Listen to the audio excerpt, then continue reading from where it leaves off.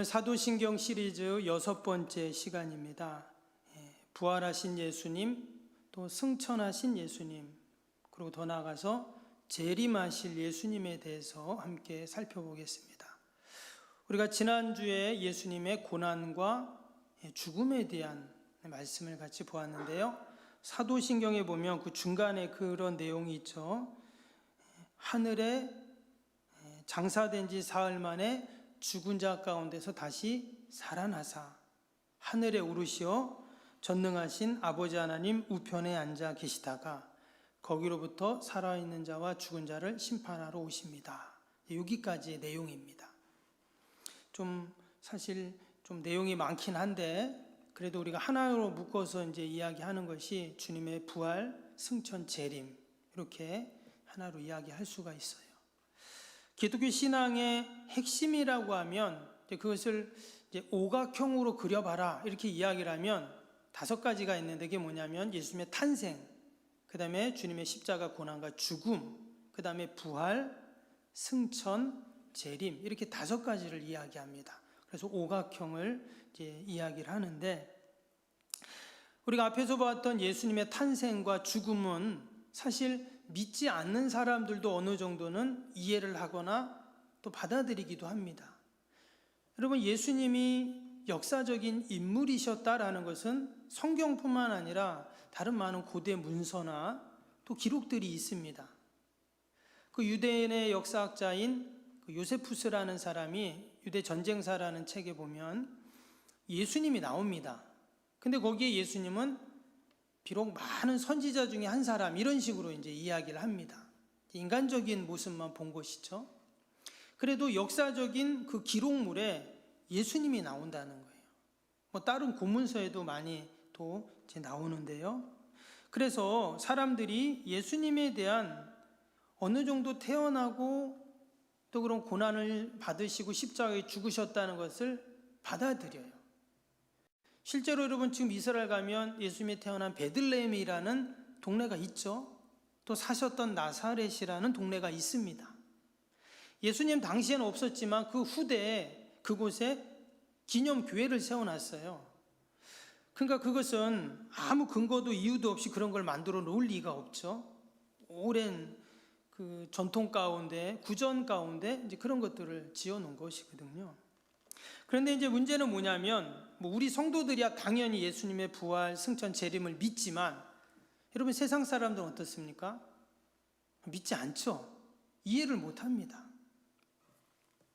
부활도 마찬가지고 승천도 마찬가지고 재림도 마찬가지예요.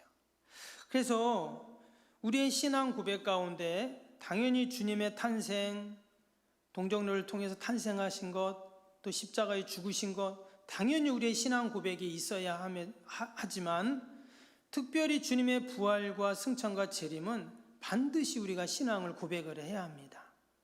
그래서 지난 2000년 동안 사도신경을 고백한 것은 주님의 부활과 승천과 재림을 우리가 고백한 것이다 라는 것이죠. 성경은 분명히 예수님께서 장사 지낸 지 3일 만에 부활하셨다고 기록을 했습니다. 누가복음 24장에 보면 제3일에 다시 살아나여야 하리라 예수님이 제자들에게 말씀을 하셨어요.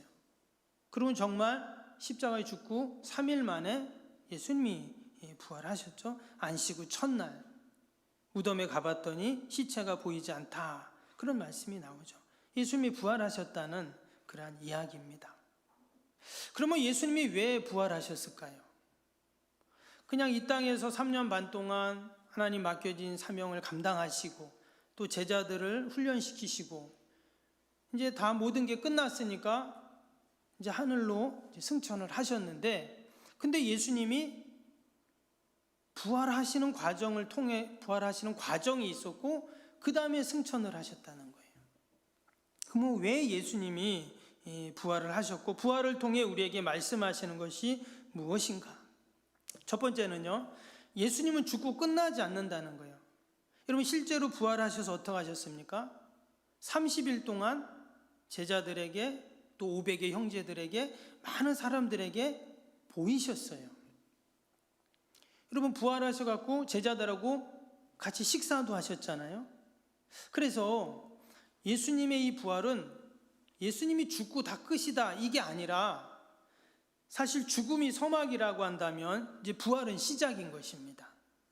그래서 부활이 1막, 또 승천이 2막, 그리고 재림은 이제 3막인데 아직 재림하지 않으셨기 때문에 뭐 간혹 내가 뭐 재림주다 뭐 이렇게 말하는 사람들도 있죠.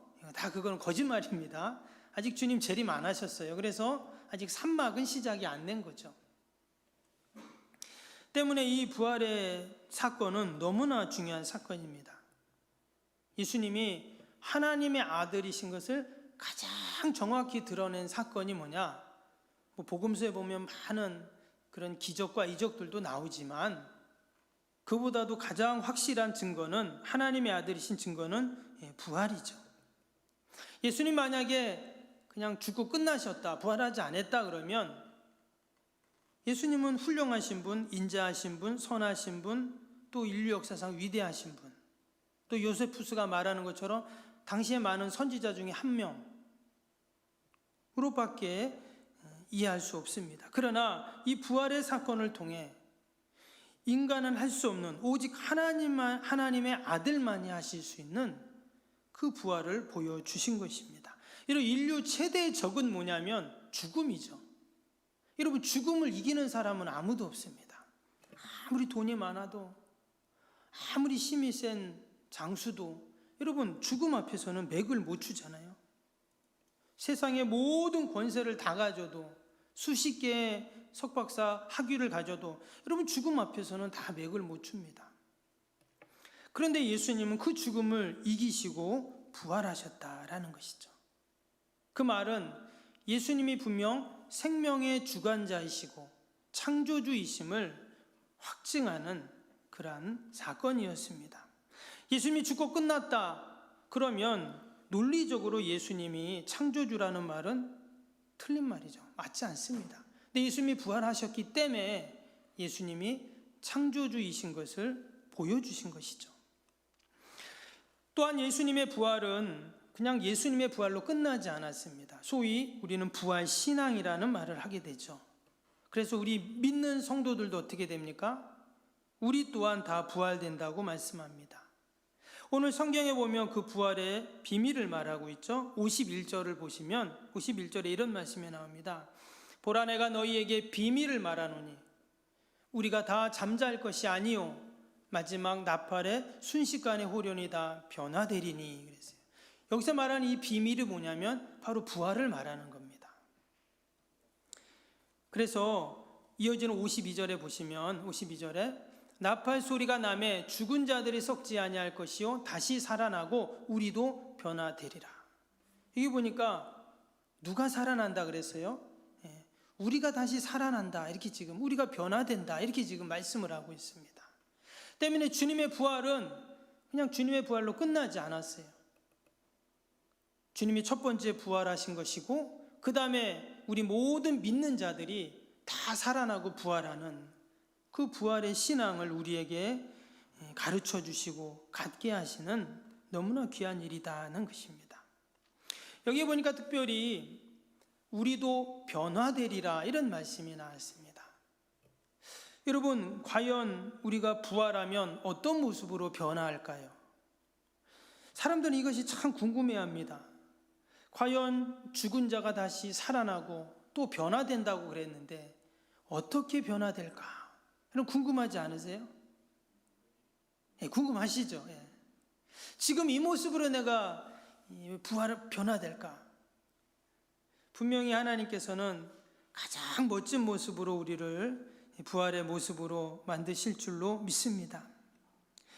우리가 그 육적인 모습의 변화를 생각을 할 수도 있지만 사실 여기서 말하는 이 변화는 영적인 모습의 변화를 의미합니다. 그래서 주님의 부활은 우리에게 또 다른 소망과 감사의 제목이 됩니다. 주님께서 디자인하신 아름다운 그 부활의 모습으로 우리가 다 변화되는 영적인 실체의 모습으로 변화되는 그 날을 우리가 여러분 소망하고 기대해야 합니다. 그냥 죽었다 깨어나는 부활이 아니라는 거예요. 분명히 변화라는 단어를 썼잖아요. 너무나 영광스럽고 찬란한 모습으로 여러분 우리가 분명히 변화될 줄로 믿습니다. 아멘. 여러분 신앙은 이것입니다. 그렇다고 제가 무슨 신화를 말하거나 미신을 말하는 게 아니에요. 분명히 성경에 기록되어 있는 말씀이 하나님 말씀입니다. 영광스럽고 찬란한 모습으로 우리 모든 믿는 자들이 다 살아나고 변화된다고 말씀하셨어요. 그리고 주님이 그것을 먼저 부활로 보여주셨어요. 때문에 우리 성도들은 여러분 늘 그러한 부활의 신앙과 부활의 소망과 부활의 감사로 우리가 살아가야 할 줄로 믿습니다. 때로 어떤 분들은 보면 별로 그런 게 관심 없는 분이 계세요. 부활 나는 그냥 교회에 나와서 예배 드리고 사람들 만나고 또 신앙생활하고 교회 여러 활동하고. 여러분 성경에서는 사실 그것은 종교 활동입니다. 여러분 신앙이라는 건 아주 신비한 거예요. 과학도 이성도 진리도 그 세상적인 이성도 비교할 수 없는 정말 신비한 게 바로 신앙이에요. 믿음도 마찬가지잖아요. 때문에 우리가 세상에서는 없는 부활, 세상 사람들은 모르는 그 승천, 또 재림, 여러분 이것은 우리 기독교만의 너무나 귀한 유산이에요. 우리가 이것을 잊어버리고 이걸 붙잡지 않는다, 그럼 기독교는 세상의 모임과 종교와 별반 다를 게 없어요. 여러분 세상 사람들이 부활 믿습니까? 믿지 않을 뿐만 아니라 그게 뭔지도 몰라요. 승천 뭔지 모릅니다. 재림 몰라요. 근데 우리는 이 놀라운 신비를, 이 비밀들을 지금 알고 있고 함께 나누고 있고 또 우리가 내 안에 그걸 간직하는, 여러분 이게 얼마나 귀한 겁니까? 아멘. 별로 감동이 안 되시나 보네.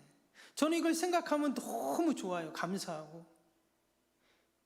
그렇게 막 아는 척하고 잘난 척해도 모른다니까요. 그 사람들은 승천이 뭔지 모르고 재림이 뭔지 몰라요. 왜? 너무나 신비하기 때문에. 여러분 우리가 날마다 그 부활의 소망을 가진 자로 또 이 땅에서 부활의 승리로 여러분 우리가 살아가야 할 줄로 믿습니다. 우리는 다 언젠가는 죽게 됩니다. 다른 말로 하면 우리는 다 사형 선고를 받은 자들이에요. 그날이 10년 후가 될지 20년 후가 될지 아니 내일이 될지 날짜만 모를 뿐이지 우리는 다 사형 선고를 받고 죽을 날을 기다리고 있는 자들입니다. 이렇게 말하면 너무나 비관적인 말처럼 보일 수도 있지만 사실이 그렇습니다. 이대한 집사님도 제가 지난번에 가서 한번 거기 잘 거동도 못 하시더라고요. 그래서 잠깐 가서 기도도 하고 찬양하고 그랬는데 갑자기 이제 연락이 왔어요. 좀 많이 몸이 쇠하시고 이제 그러셨더라고요. 여러분 이대한 집사님은 하나님이 부르시는 것이 아니라 오늘 밤 우리도 하나님 부르시면 가야 됩니다. 오늘 내가 신었던 신발을 내일 신는다는 보장이 없어요. 조금 더 빨리 가거나 조금 더 늦게 갈 뿐이지 우리는 다 언젠가는 죽음을 맞이하게 되어 있다는 것입니다. 그런데 주님께서는 그 죽음을 염려하고 근심하고 걱정하는 삶이 아니라 바로 부활이라는 너무나 귀한 이 신앙을 우리에게 주셨습니다. 그리고 그 부활을 통해 우리 믿는 사람들은 영원한 생명을 누리게 되는 것이죠. 죽음의 권세도 절대 우리가 두려워하는 자가 아니라 부활의 소망을 갖기 때문에 우리는 주님이 죽음을 이기시고 부활하신 것처럼 우리가 날마다 이 땅에서 그 부활의 신앙으로 여러분 우리가 살아가야 할 줄로 믿습니다. 우리가 늘 신앙 고백할 때, 이 사도신경으로 신앙 고백할 때 우리의 부활의 신앙이 날마다 새로워지고 견고해질 수 있기를 바랍니다. 두 번째로 부활 이야기를 넘어서 그 다음에 이제 주님의 승천의 이제 내용이 나오게 됩니다. 그래서 장사된 지 사흘 만에 죽은 자 가운데서 다시 살아나사 하늘에 오르시어. 전능하신 하나님 아버지 우편에 앉아 계시다가, 우리가 이렇게 신앙을 고백을 합니다. 거기에 보면 하늘에 오르셨다 이 말씀이 나와요. 그 신앙의 고백이 나와요.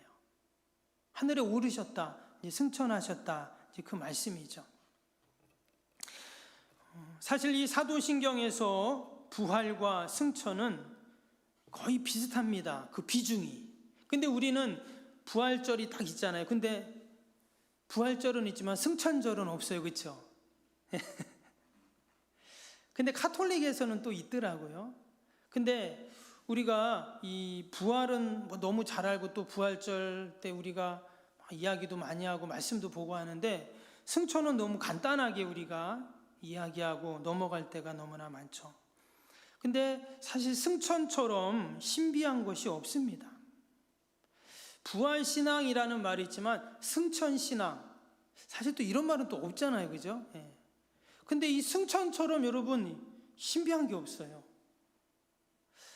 어떻게 이 땅에 있다가 하늘로 올라갔다, 지금 이렇게 지금 표현을 하고 있는데, 사도행전 1장 8절에 보면 우리가 잘 아는 말씀이 나오죠. 오직 성령이 너희에게 임하시면 너희가 권능을 받고 예루살렘과 온 유대와 사마리아 땅끝까지 이르러 내 증인이 되리라 하시니라. 우리가 너무나 잘 아는 말씀인데, 이 말씀이 부활하신 주님이 승천하기 바로 전에 하신 말씀이죠. 예수님의 감람산에서 마지막 이제 하늘로 올라가시기 전에 하신 말씀, 마지막 하신 말씀입니다. 이 말씀이. 이 말씀을 하시고 나서 이어지는 9절 10절에 뭐라고 했냐면요, 이 말씀을 마치시고, 그러니까 사도행전 1장 8절 말씀을 마치시고 그들이 보는데 올려져 가시니 승천하신 거죠. 구름이 그를 가리어 보이지 않게 하더라. 올라가실 때 제자들이 자세히 하늘을 쳐다보고 있는데 흰옷 입은 두 사람이 그들 곁에 서서, 지금 예수님께서, 부활하신 예수님께서 지금 하늘로 올려져 가셨다, 이렇게 분명히 말씀을 하고 있습니다. 이것이 바로 승천이에요.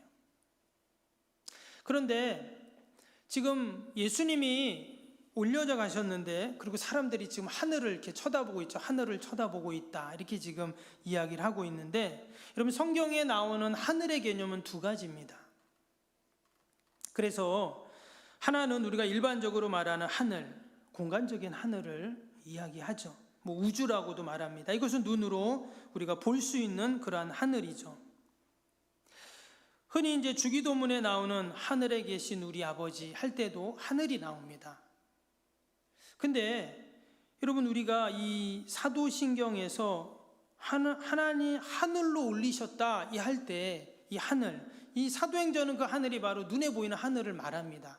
근데 사실 이 사도신경에 나오는 하늘에 올리시어라는 이 표현은요, 눈에 보이는 하늘이라기보단, 공간적인 하늘이라기보다는요, 고린도후서 12장 2절에 보면 사도 바울이 이런 고백을 하죠. 내가 지금 옛날에는 3층천이라고 했는데 셋째 하늘에 갔었다, 이런 고백을 합니다. 간증을 하는데, 그러면 셋째 하늘이 어디냐?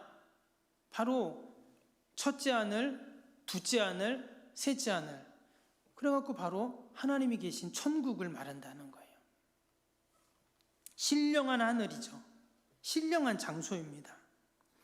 그래서 부활하신 예수님이 지금 하늘로 올라가셨다는 그 신앙 고백의 표현은요, 바로 하나님 보좌 우편으로 가셨다, 천국으로 가셨다는 이제 그러한 고백인 것입니다.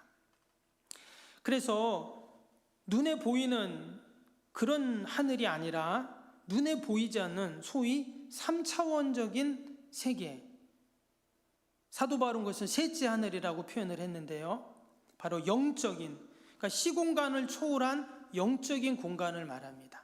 지금 예수님이 글로 승천하신 거예요. 그 신령한 장소에는 누가 계실까요? 당연히 하나님의 보좌가 있으니 하나님이 계신 곳입니다. 지금 예수님께서 그곳으로 지금 승천을 하신 거예요. 이것은 다른 말로 하면 예수님이 분명히 하나님의 아들이시고 하나님이라는 것을 우리에게 확연히 말씀하고 계시는 겁니다. 때문에 우리가 예수님의 부활도 마찬가지지만 예수님의 승천을 우리가 신앙 고백한다는 것은 예수님이 하나님의 아들이십니다라는 고백인 거예요. 때문에 주님의 십자가, 죽음, 또 주님의 부활, 주님의 승천, 이제 재림까지 우리가 늘 하나님 앞에 신앙 고백한다는 것은 바로 예수님께서 하나님의 아들이시고 하나님이십니다라는 것을 고백하는 겁니다. 여러분, 우리의 신앙이 늘 이 주님의 부활과 또 주님의 승천과 재림을 고백하는 신앙이 되어야 할 줄로 믿습니다. 그러지 않으면 우리의 신앙은 힘을 잃게 됩니다. 우리의 믿음 생활은 힘을 잃게 돼요. 이것이 신비한 것 같고 눈에 보이지는 않지만 또 잡을 수 없는 것 같지만 여러분, 그렇지 않습니다. 도리어 우리가 이 영적인 것을 더 붙잡고 영적인 것을 더 의지하고 이 신비한 부활과 승천과 또 주님의 재림을 우리가 고백하고 늘 우리의 마음속에 간직하고 있을 때 우리의 신앙에 힘이 생겨요. 재림도 마찬가지입니다. 예수님께서 마지막 재림하실 때 우리 신앙 고백할 때 뭐라고 합니까? 우편에 앉아 계시다가 거기로부터 살아있는 자와 죽은 자를 심판하러 오십니다. 우리가 이렇게 고백을 하고 있죠. 그 예수님이 다시 오신다는 거예요. 우리는 그것을 재림이라고 그렇게 이야기하죠. 그래서 한번 먼저 오셨죠. 그래서 그것을 소위 초림이라고 말하고 또 다시 임하신다, 오신다 해서 우리가 재림이라고 그렇게 말씀합니다. 근데 예수님이 재림하실 때는요, 초림하고는 다르죠. 예수님이 처음 오실 때는 어떻게 오셨냐면 갓난 아기로 왔어요. 아주 나약한 모습으로 왔습니다. 마구간에서 태어나셨어요. 목수의 아들로 태어나셨습니다. 예수님께서 그러한 모습으로, 나약한 모습으로 이 땅에 오셨어요. 그래서 나약한 인간을 체휼하시고 동정하시고 또 함께 하시기 위해서 그렇게 오신 것이죠. 근데 재림의 예수님은 어떻게 오실까요? 우리가 매주 찬양 주일 낮 예배 때 매주일 지금 계시록에 나오는 소아시아 7교회를 함께 보고 있습니다. 근데 그때 보면 그 소아시아 7교회에 말씀하시는 그 주님을 소개하잖아요. 그럼 그게 어떻게 표현을 했습니까? 불꽃 같은 눈동자로, 빛나는 주석으로, 천지를 진동하는 그러한 음성으로 좌우에 날성 검을 가지시고 7별과 촛대를 꽉 붙잡고, 한마디로 예수님은 죄와 세상을 심판하시러 오는 심판주의 모습으로 재림을 하게 되십니다. 말씀드린 것처럼 내가 죽는 날을 알지 못하는 것처럼 주의 재림의 때도 아무도 모릅니다. 그래서 분명한 것은 그 재림하시는 그 주님의 모습을 우리는 늘 기억하고 있어야 돼요. 재림의 날은 모르지만, 그때는 모르지만 재림하실 때 주님의 모습은 성경에 기록을 해놨어요. 볼까요? 계시록 1장 7절에 보면 볼지어다 그가 구름을 타고 오시리라. 각 사람이 눈이 그를 보겠고 그를 찌른 자들도 볼 것이요 땅에 있는 모든 족속이 그로 말미암아 애곡하리니 그러하리라. 아멘. 주님이 오시는 날, 그 재림의 날은 모르지만 뭐라고요? 주님이 이 땅에 오실 때 그 모습을 분명히 성경은 기록하고 있기 때문에 우리가 그 재림의 주님의 모습을 늘 알고 있어야 돼요. 왜냐? 그 주님의 모습을, 재림의 주님의 모습을 기억하지 않으면, 알고 있지 않으면 지금 뭐라고 했습니까? 모든 족속이 그로 말미암아 애곡을 한다고 그랬어요. 슬피 울 수밖에 없다는 거예요. 즉 재림의 주님을 우리가 기다리고 또 그 주님을 맞이할 준비를 하고 있지 않으면 다 슬픈 곡을 할 수밖에 없다는 것입니다. 때문에 우리가 부활의 신앙도 중요합니다. 십자가 신앙도 중요합니다. 근데 정말 우리에게 필요한 신앙이 뭐냐? 여러분, 재림 신앙이라는 거예요. 재림 신앙. 베드로전서 1장 6절에서 7절 말씀해 보면 이렇게 말씀합니다. 그러므로 너희가 이제 여러 가지 시험으로 말미암아 잠깐 근심하게 되지 않을 수 없으나 오히려 크게 기뻐하는도다. 너희 믿음이 확실함은 불로 연단해도 없으실 금보다 더 귀하여 예수 그리스도께서 나타나실 때 칭찬과 영광과 존귀를 얻게 할 것이니라. 아멘. 재림신앙으로 우리가 무장될 때 어떻다고요? 주님이 오실 때 칭찬과 영광과 존귀를 얻는다, 이렇게 분명히 말씀을 하고 있습니다. 그래서 부활신앙이라는 것은 우리가 이 땅에 살아가면서 고난 가운데 넉넉히 승리하는 신앙이라고 한다면, 여러분 재림신앙은요, 그 고난 가운데서 공의로우신 하나님을 바라보며 늘 소망하는 신앙이라고 할 수 있어요.